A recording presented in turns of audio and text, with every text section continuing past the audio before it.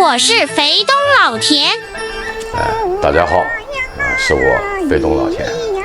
我们现在先来一场定场诗，来吧，小八上吧。周流天下贤良辅，气运南方出将臣。圣人能化战渊源，八面夷人进贡陵。宫女勤贞望耶月，乾坤有象重黄金。北方胡虏害申灵，各会南军诛陆行。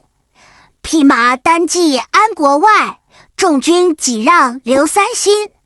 上元复转气运开，大修文武圣主才。上下三元无道错，衣冠文物一齐来。七元无错又三元，大开文风考对联。猴子木盘鸡讨价，犬吠猪鸣太平年。文物部全才遗物丁，散乱流离皆逃敏。爱民如子亲兄弟，创立新君还旧金。好，定场诗开始了。说明一下，这是出自《烧饼歌》的最后一段。那好，我们今天所说的就是什么？推背图第45项。我先把45项念一下哈。有客西来，自东而至，目获金水，兮此大赤。烟云宏开世界同，金屋隐秘不扬中。从此不敢称雄长，摒弃全嚣运意中。大家一定很奇怪，就为什么我这次讲45项，而不再顺着40项后面讲了？有个很重要的原因，就是我觉得时间到了，我可以讲45项了。那至于说为什么上来我们不讲推背图，反而念了一段烧饼歌呢？不要急，因为这次我们要进行烧饼歌和推背图的横向比对。首先我们搞明白45项推背图，我们看到了有客西来，自东而至，目获金水，兮此大赤，拢共16个字，里面包含了什么呢？3个典故，2个时间表。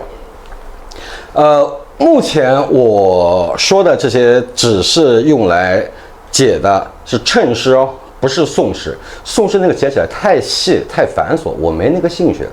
而且马上呢，我就要开始动笔，把45项3个典故中的其中1个典故要讲出来。什么典故呢？安史之乱。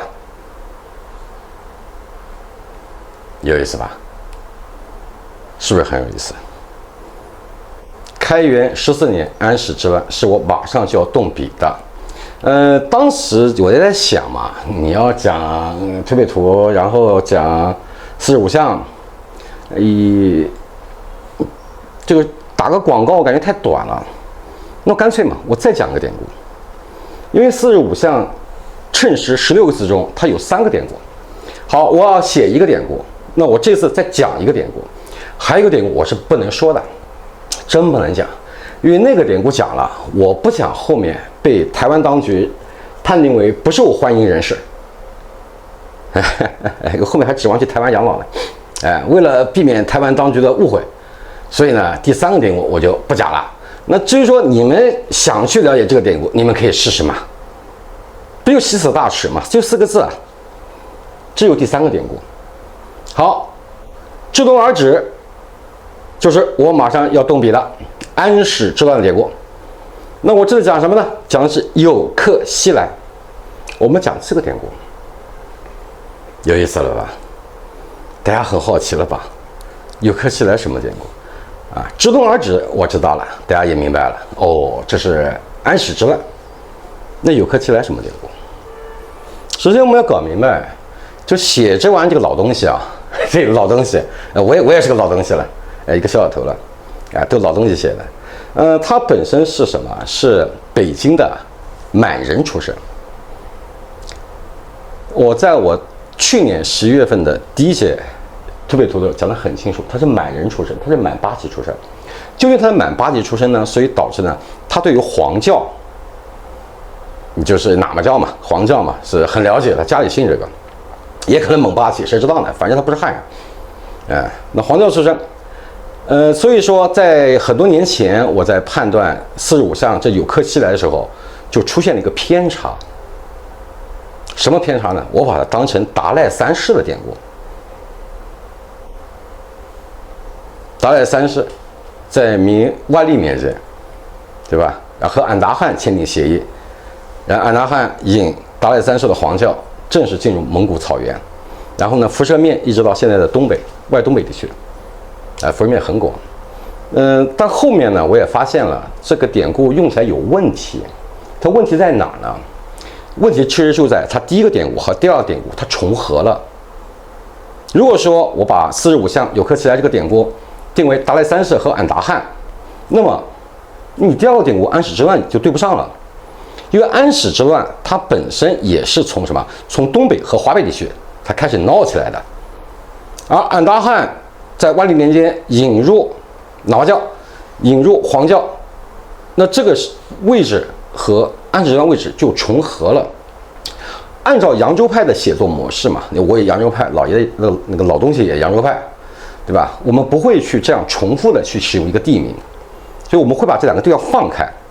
所以后来我就觉得，你第二个典故已经有东北了，可能是奇怪，安史之乱不是安禄山打到长安吗？不是，如果按照唐史记载，安禄山是3镇节度使，其中范阳它是范阳节度使，包含了河东地区，它也河东节度使，还有一个什么很重要的平度节度使。那么平度节度使它本身的位置就是现在的外东北，而且安禄山本身就东北人。那为什么我说第一个典故，我觉得应该不是达赖三世跟俺答汗的典故，应该是其他的原因就在这儿。地点重了，然后后面呢，我就认为那它应该是另外一个佛教典故，鸠摩罗什。就后来我经过考证，包括应对，包括大量的比对，我得出结论是鸠摩罗什，那都很多年前断的了，都不是现在断的了。我来讲一下当时我断推背图的这种心路历程，给大家看看，这个难度的确蛮大的。好。那么鸠摩罗什典故其实就是有克西来，就这4个字，它讲的是鸠摩罗什。那整个当时南朝，我们看一下，南朝是南晋，那北方呢？鸠摩罗什当时年代北方呢？北方是秦地。我们看这个典故讲的是什么啊？因为我不是搞南北朝史的，所以有些史料的引用或者说时间记得不是很清了，你们就担待一些吧。我本身就不是搞这方面史，南北朝也都是临阵磨枪，我只知道这个事，你到底是具体是哪一年哪一月，我真的记得不是很清了。各位什么小孩哥小孩姐，看官老爷们，你们担待点你担待不了也无所谓，你不用打我。严肃点，我们严肃一点。好，我们讲好，我们先看鸠摩罗什。鸠摩罗什本身呢，他是西域人，所谓当时西域36国，他是其中一的龟兹人。他母亲是哪家贵族？我记不清了，我他妈记不清了，好像不是龟兹贵族。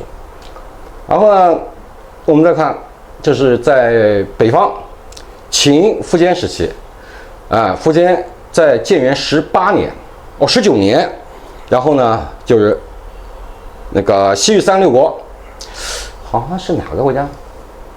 是有2个国君跑过来跟苻坚说：“哎呀，你老大现在那么牛逼，你要么帮我们把这个混乱的西域36国给重新统一起来。”于是，在建元19年，苻坚命大将吕光率军7万，号10万，开始什么？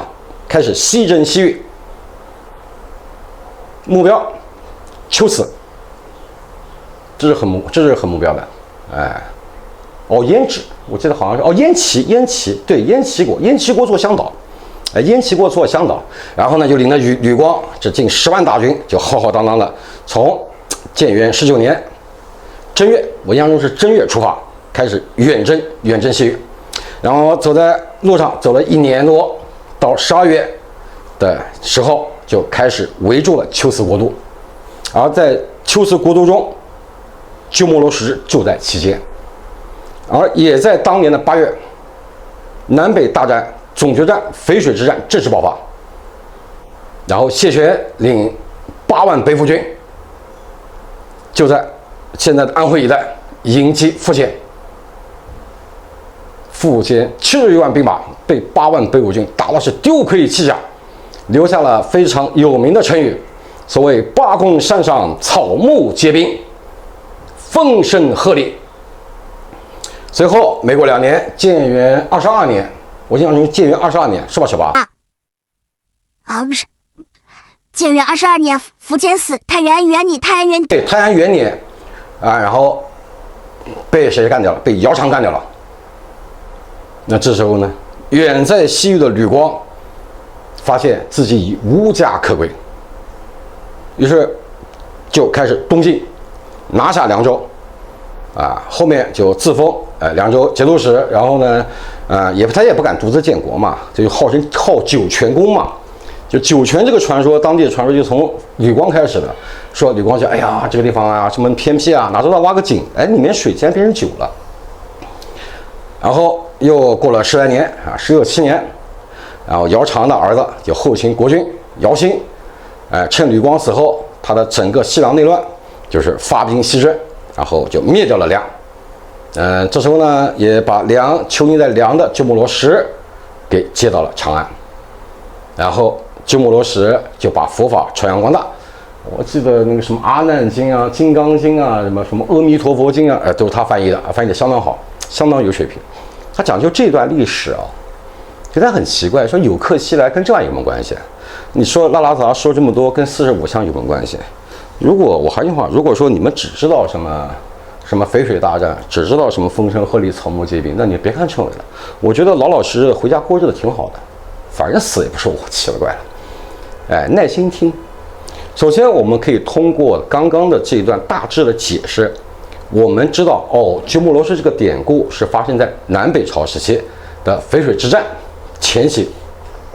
那么它里面就有3个主要人物。第一个人物鸠摩罗什，直接人物；第二个人物远攻西域306国的吕光；第3个人物就是灭梁的姚兴。那这3个人物呢，他又引出了2个支线人物。哪个支线人物呢？北朝当家苻坚，干掉苻坚的就建立后秦的姚苌，总共5个登场人物。那这个老东西在这里用5个登场人物，想说明什么事呢？是这样的，我们刚刚一开始就说了嘛，在整个45象的称诗的16字中，它包含了3个典故，2个时间表。那这3个典故，首先第一个马上就我要动笔的安史之乱，第二个就是你们刚刚听我拉杂杂说了的鸠摩罗什，第3个典故我不能讲，我也不想讲，因为它属于先秦史，讲起来比较犯忌讳，我也想给自己留条后路，所以第3个点我也不想讲，我不想被台湾当局针对，我就不懒得讲。你们有兴趣你们自己看，西辞大致是啥，反正不是打日本，跟日本1毛钱关系都没有。好，那么我们来看这3个典故，他们总共的共性，我稍微总结了一下，有6个共性。第一个共性，南北大战。你不管是鸠摩罗什的淝水之战，还是安史之乱的安禄山率3镇精兵南下，然后一路打进西安，它都是南北之战，北方先动手啊。结局是什么呢？第2个共性，包括第3个典故也是一样的它三个典故都是共用的，只是我不想讲第3个是具体什么典故。第2个共性，北方的结局，北军战败。3个典故都一样，北军最后战败。你都淝水之战打成那样，你们还不清楚吗？好，第3个共性是什么？南军获胜，是大胜，并且后面就会发动北伐。第3个典故也一样。好，第4个典故是什么呢？打得很惨烈。这3个典故发生的战争都是打得极其的惨烈。第5个典故非常重要，第5个典故是什么？是第5个共性是这3个典故的国君都是半路死亡，他不是在战争结束以后死亡，而都是在战争进行到一半死亡。不管是苻坚被姚苌干掉的苻坚，还是被安庆绪的儿子就安庆绪干掉的安禄山，还是第3个典故它都是国军半路死亡，没有熬到战争结束。而且更可怕的是第6个共性，这3个典故中第6个共性是随着战争的结束，北朝陷入大混乱。有意思吧？很多人讲，那你说他是什么？那个什么鸠摩罗什？我认为不是，我认为他不是鸠摩罗什，那可能是什么鸠罗屁事啥的，真他妈想屁事了。还记不记得这个视频的一开始，我让小八念的那首定场诗嘛？具体是不是鸠摩罗什？我们可以看一下横向比对，横向比对什么？就是定场诗的《烧饼歌》。那《烧饼歌》里面，我们听小八拉杂念一段，但很奇怪，那这个《烧饼歌》讲的是哪一段跟它像呢？其实就是“宫女情真望夜月”这7个字。我们来进行横向比对，因为它这个最后一段是跟我们现代社会是完全贴切的。那什么叫宫女情真望夜月？我们看是不是鸠摩罗什啊？首先，宫女情真望夜月，它本身是出于什么？唐玄宗时期。唐玄宗是什么呢？叫庖中诗。就发生一件什么事情呢？就唐玄宗嘛，唐玄宗一直是对外用兵，特别是安西一带。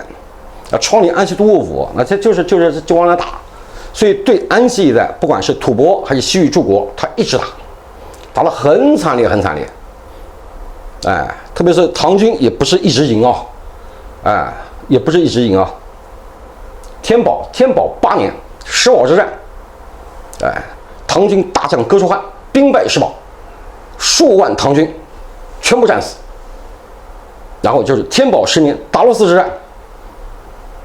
安西节度使高仙芝、封长兴率军与阿拉伯联军为了争夺安西一带，在达罗斯进行一场死战，1万多唐军横死当场。随着这2场大败，让安禄山看见机会了，所以天宝14年安禄山造反。哎，这个我们是刚刚你也讲了，我们跟前面也是连得上，而且我马上就要写。那为什么说庖中诗呢？为什么烧饼歌写烧饼这个老东西，他要写个庖中诗呢？宫女情真望夜月，哎，是庖中诗，你们不要瞎想，哎，你们真的不要瞎想，哎，好，那庖中诗讲什么？我再给你们讲一下，它也是个典故，你们不要以为谶纬只有推背图有典故，想都不要想。我们现在看到流传市面上的谶纬，它全是靠典故进行叙事，你没有典故的功底，你这个看不懂的，别说推背图了，你哪篇都看不懂。好，我们不扯，我们来看庖中诗。烧饼歌为什么引用庖中诗？我们先看庖中诗的背景啊，玄宗时期，唐玄宗时期，玄宗对外用兵，然后呢，有一年打得很惨嘛，打到冬季了啊，秋天了，这个唐玄宗就觉得，哎呀，这个前线将士那么凄惨，对吧？要不我们让宫女们给前线的将士们缝点冬衣啊？然后呢，就把这个命令下去了。然后很多宫女就开始缝啊。这有个宫女，哎呀，一边缝一边感慨。于是呢，他就写一首诗。我这把诗的内容讲一下。我又不是讲古文献的课，好烦啊。内容是什么呢？就说，哎呀，这个前线的将士啊，前线的这个少年将军，我不知道是哪一个少年将军拿到了这件衣服，但是呢，我很感慨。我年华已大了，年纪已经很大，年华已去，连个老公都没有，却要给前线一个不认识的男人缝补军衣。如果说你有幸看见这个诗，你可以到长安来娶我。然后呢，这小哥哥就有个小哥哥就穿衣服有什么东西？看哦，这首诗，而且拿给主帅哥舒翰看。哦，讲漏嘴了，拿给主帅看啊，不是哥舒翰，跟哥舒翰没关系啊，不是哥舒翰。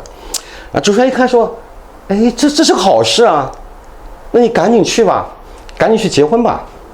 然后呢，没过多久，唐玄宗李隆基嫌蛋疼，就把宫女们都召集过来了，就说，哎呀，你们在前段时间给前线将士缝的衣服里面，有没有人什么夹塞的什么东西啊？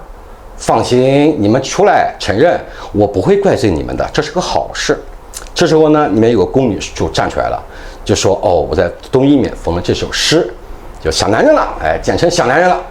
然后啊，唐玄宗呢，李隆基也没为难他，当时岁数大了嘛，就说好吧，既然是你写的，那你把东西收拾收拾，你出宫去吧。那个少年将领就在午门外。我们45象上集到此结束，马上接着就下集哦，拜。哦，看。